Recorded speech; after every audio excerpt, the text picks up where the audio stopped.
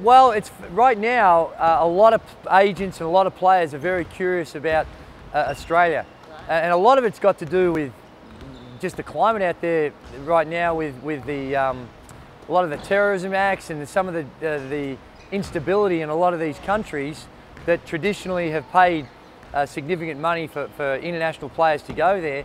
There is a significant fear factor that's out there. And for whatever reason, people see Australia as a very safe place, a safe environment. And for some of them, they say, well, to heck with the money. I want to be able to live in a situation where I feel safe, that it's friendly, the basketball is a very high standard. And although it's disappointing that that's the case, it's that instability that's throughout the world is actually working in our favour. Yeah, it's making Australia an appeal. It's an attractive destination right now. You know, the recognition that the league's getting through players coming here and going back to the NBA, and also the recognition the league's getting here because of the recent drafts. Yeah. Although those kids recently haven't played in the NBL, nevertheless they understand that the coaching, the teaching, all that's here in Australia makes it an attractive environment where players feel like they can get better. How did it go?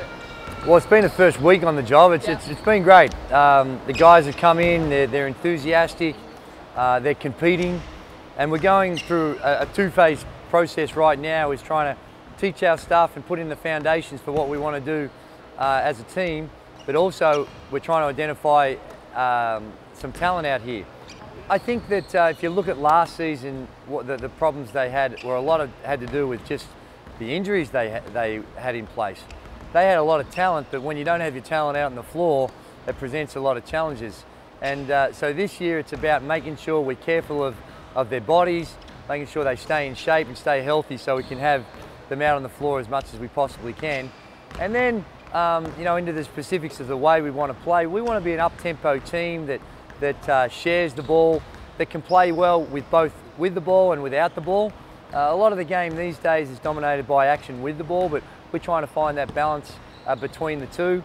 And then, of course, if you're going to be successful, you've got to play defense. And this week, 80% of the time we're devoting to our principles on defense. And my energy levels are high. I pride myself on being a high energy guy.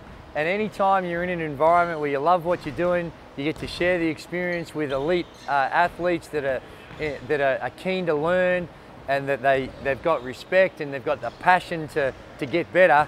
It's one of the true beauties of the world to be a part of that and have the privilege to be exposed to that.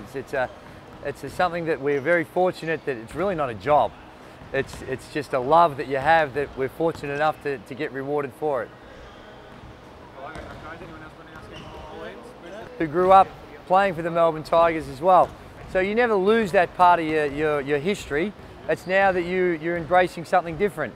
I think it'd be a lot harder for myself and Leonard and others that have been through the Tigers program if the Tigers were still in the NBL.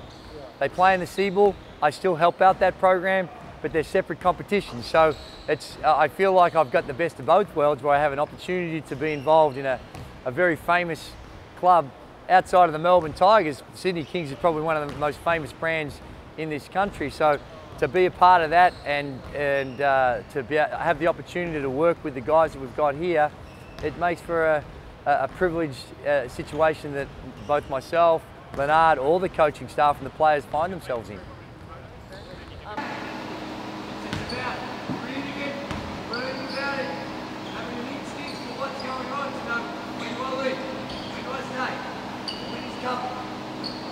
Simple as that.